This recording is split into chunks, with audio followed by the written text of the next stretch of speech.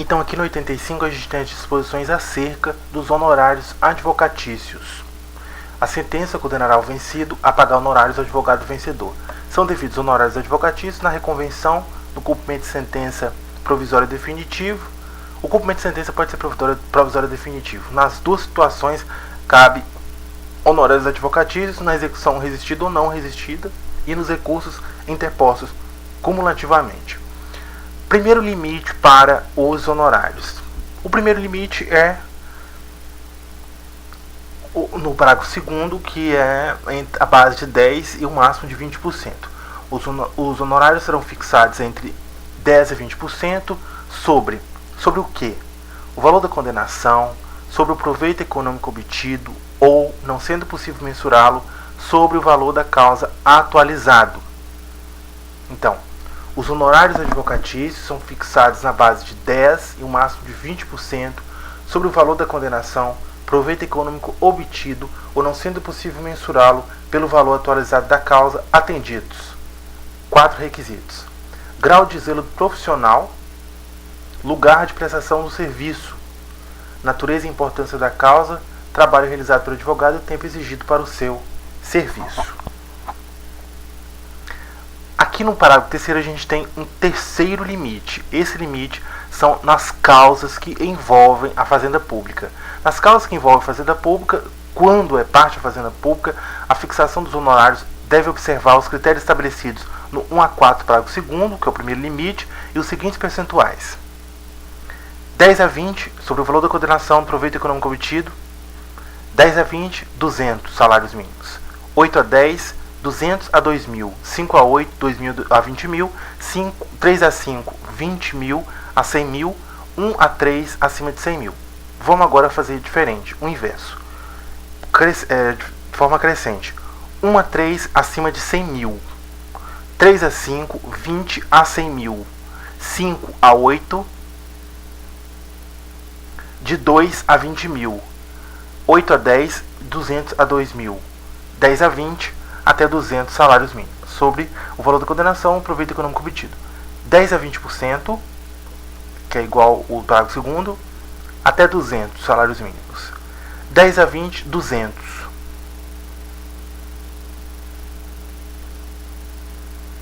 Tá, vamos aqui. Começa com 10, depois vai diminuindo de 2. 10 menos 2, 8. Aqui diminui para 3. 2 de novo e 2. Então 10, 2, 3, 2, 2. 10 a 20, 200. 10 a 20, 200. 8 a 10, 200 a 2.000.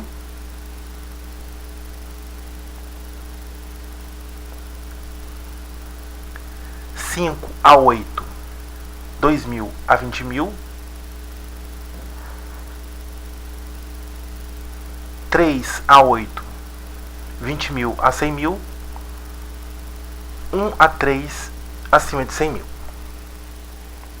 Em qualquer das hipóteses do parágrafo 3º, os percentuais dos incisos 1 a 5 devem ser aplicados desde logo quando for líquida a sentença. Se a sentença não é líquida, a definição do percentual nos termos previstos nos incisos 1 a 4, 1 a 5, somente ocorrerá quando liquidado o julgado. Não havendo condenação principal ou não sendo possível mensurar o proveito econômico obtido, a condenação em honorários será feita sobre o valor atualizado da causa.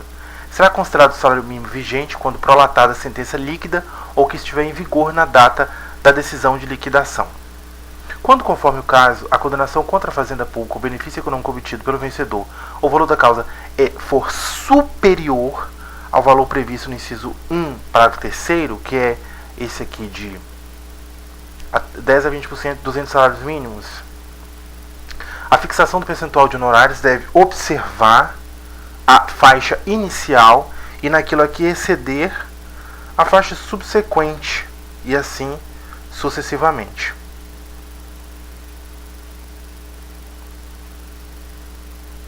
Os limites critérios previstos nos parágrafos 2º e 3º aplicam-se independentemente de qual seja o conteúdo da decisão, inclusive nos casos de improcedência de sentença sem resolução de mérito.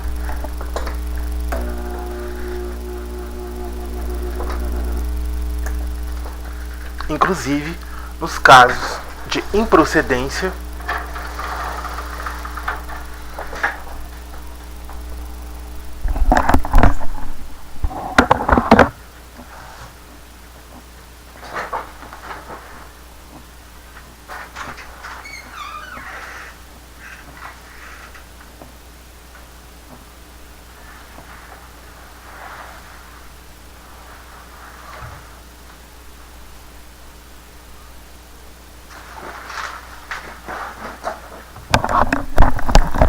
inclusive nos casos de improcedência ou de sentença sem resolução de mérito.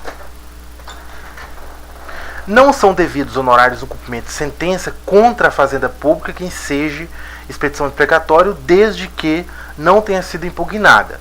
Via de regra, não são devidos honorários no cumprimento de sentença contra a Fazenda Pública que ensejar expedição de precatório, desde que não tenha sido impugnada. Nas causas em que foi inestimável ou irrisório o proveito econômico ainda, quando o valor da causa for muito baixo, o juiz fixará o valor dos honorários por apreciação equitativa, observando sempre o disposto nos incisos parágrafo 2º. Na ação de indenização por ato ilícito contra a pessoa, o percentual de honorários deve incidir sobre a soma das prestações vencidas, acrescida de 12 prestações vincendas. Nos casos de perda do objeto, os honorários são devidos por quem deu causa ao processo.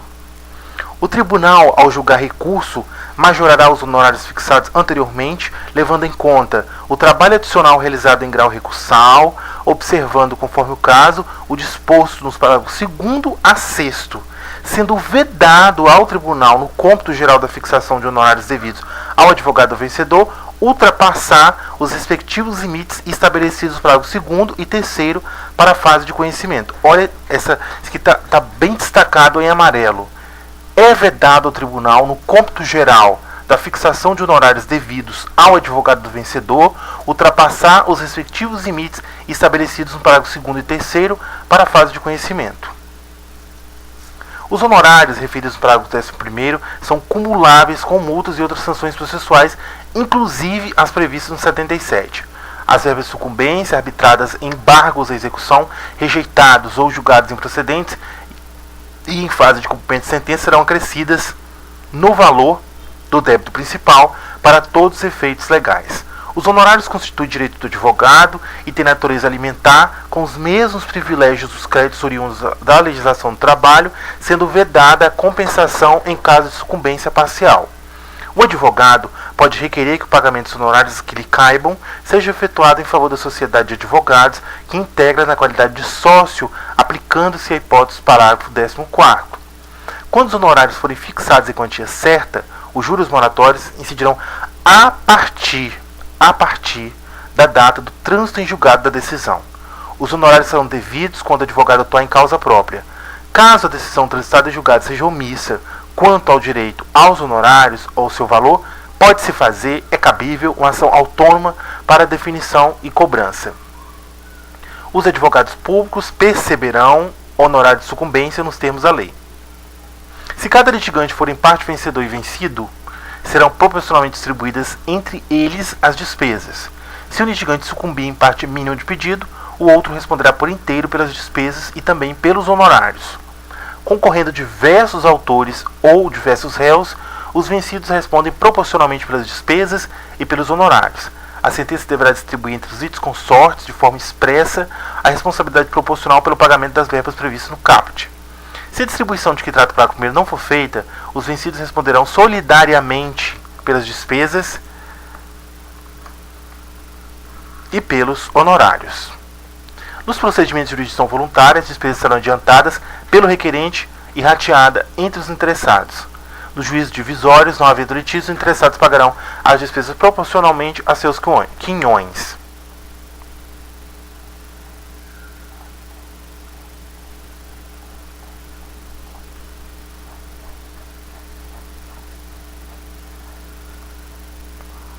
Proferida sentença com fundamento em desistência, em renúncia ou em reconhecimento do pedido, as despesas e honorários serão pagos pela parte que desistiu, renunciou ou reconheceu o pedido.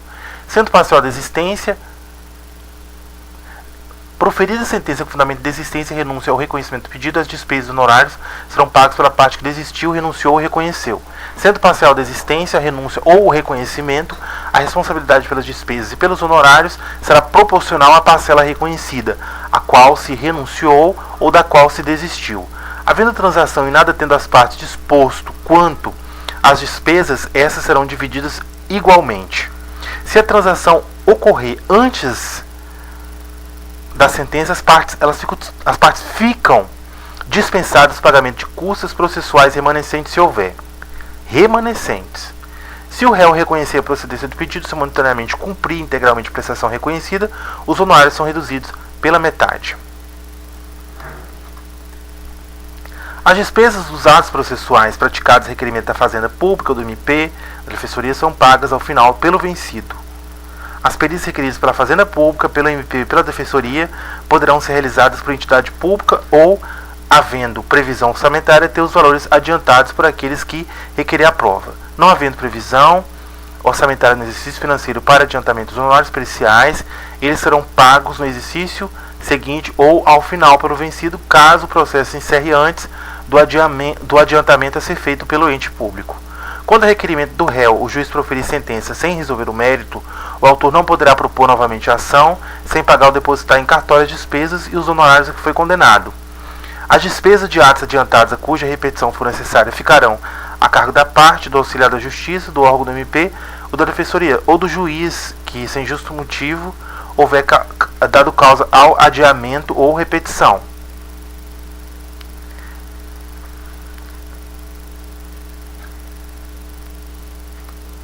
Se o assistido for vencido, o assistente será condenado ao pagamento das custas em proporção à atividade que houver exercido no processo.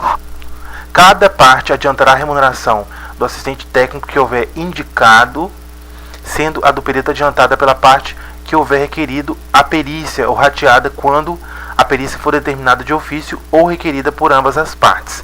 O juiz poderá determinar que a parte responsável pelo pagamento dos honorários do perito deposite em juízo o valor correspondente.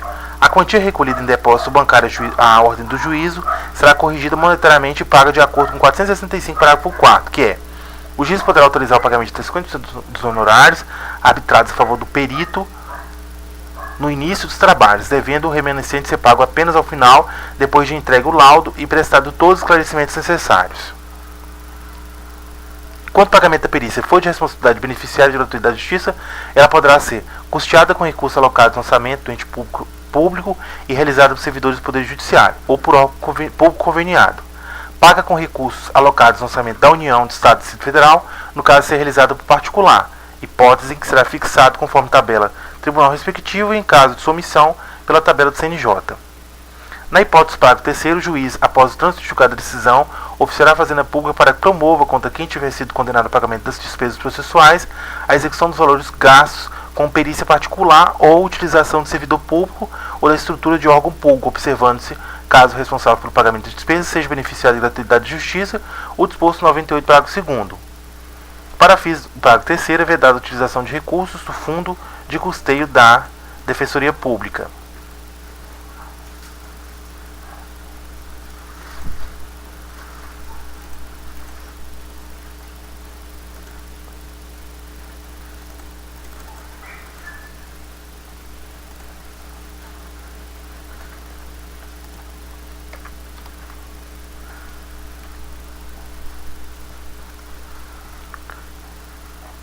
O valor das sanções impostas ao litigante de má-fé reverterá em benefício da parte contrária e o valor das sanções impostas eventuais pertencerá ao Estado ou União. A União dos Estados pode criar fundos de modernização do Poder Judiciário, os quais serão revertidos os valores das sanções pecuniárias processuais destinados à União, aos Estados e outras verbas previstas em lei.